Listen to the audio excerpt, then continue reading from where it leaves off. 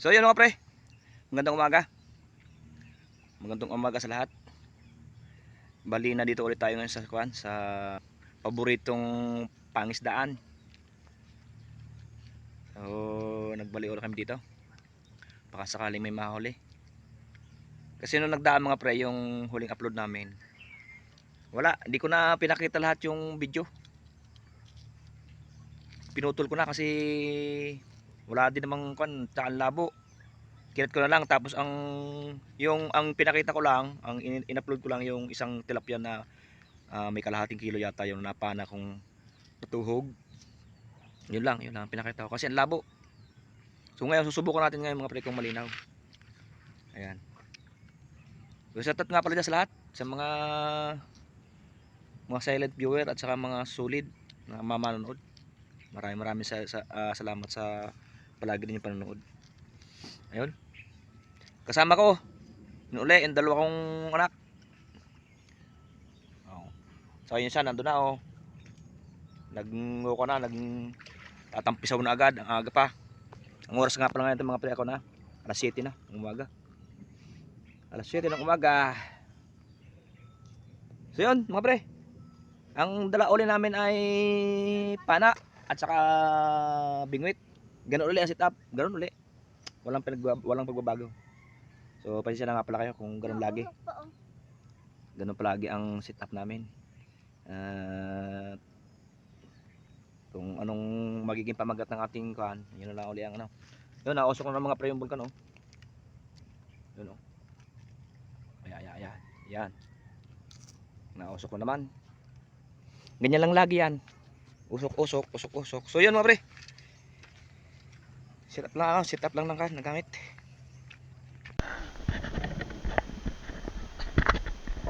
Yun mga pre. Tara, umpisa tayo.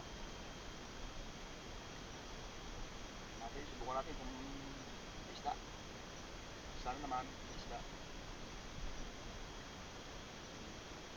Malinaw oh. Malinaw ng tubig oh.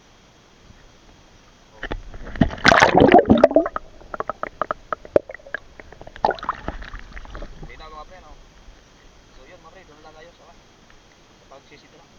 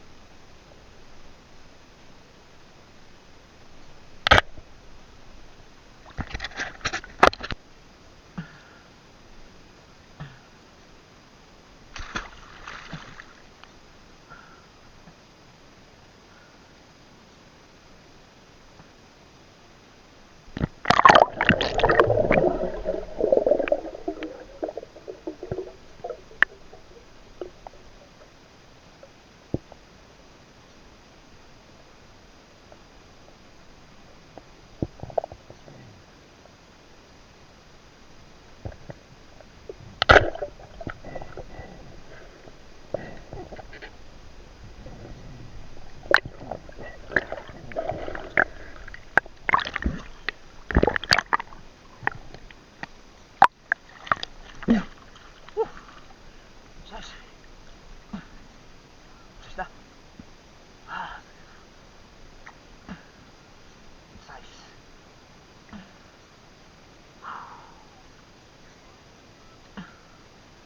Size ito.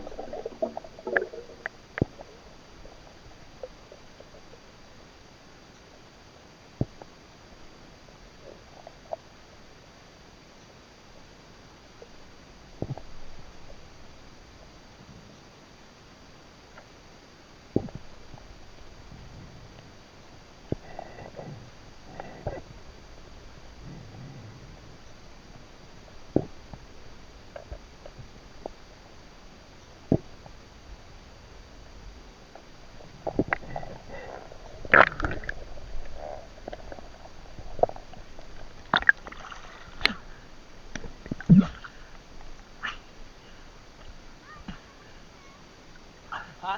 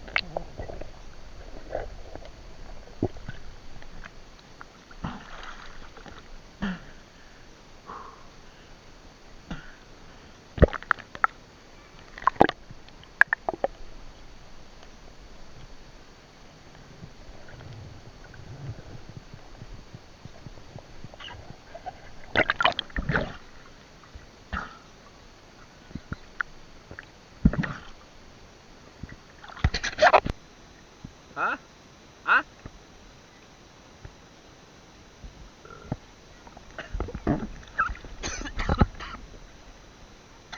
Yun mga pre. Isa lang nakuha natin na tilapia. May ilap. Marami sana. Marami sana tilapia kaya lang may ilap. Isa lang ang kuha. Hindi naman tayo isa. Isang good size.